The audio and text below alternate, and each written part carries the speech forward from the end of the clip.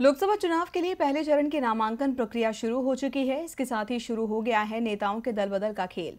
इसके साथ ही राजनीतिक गठबंधन बनने और बिगड़ने का खेल भी चल रहा है। पश्चिम बंगाल और दिल्ली में विपक्षी गठबंधन की कोशिश भले ही सफल ना हो पाई हो, लेकिन जम्मू कश्मीर में कांग्रेस और नेशनल कॉन्फ्रेंस के बीच गठबंधन हो गया है।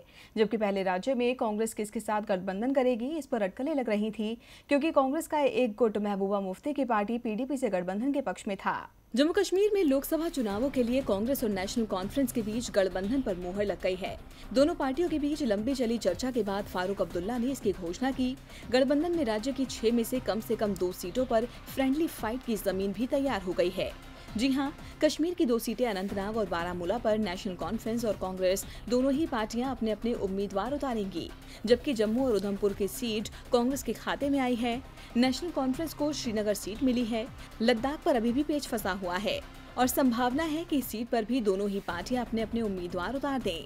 गठबंधन की घोषणा के साथ ही जम्मू कश्मीर के पूर्व मुख्यमंत्री फारूक अब्दुल्ला ने श्रीनगर सीट से चुनाव लड़ने की घोषणा कर दी है। अब्दुल्ला नेशनल कॉन्फ्रेंस की सीट पर चुनाव लड़ेंगे। 2 सीटों पर दोनों ही पार्टियों के उम्मीदवार उतारे जाने को लेकर कांग्रेस नेता गुलाम नबी आजाद ने कहा कि फ्रेंडली फाइट का मतलब है कि अनंतनाग और बारामूला सीट पर हमारे बीच कोई गलाघाट प्रतियोगिता नहीं होगी। कांग्रेस या नेशनल कॉन्फ्रेंस कोई भी जीतती है तो हम दोनों के लिए जीत होगी। जम्मू कश्मीर की 6 लोकसभा सीटों पर 5 चरण में मतदान होना है। अनंतनाग संसदीय सीट पर 3 चरणों में वोटिंग होनी है। डीबी लाइव की रिपोर्ट।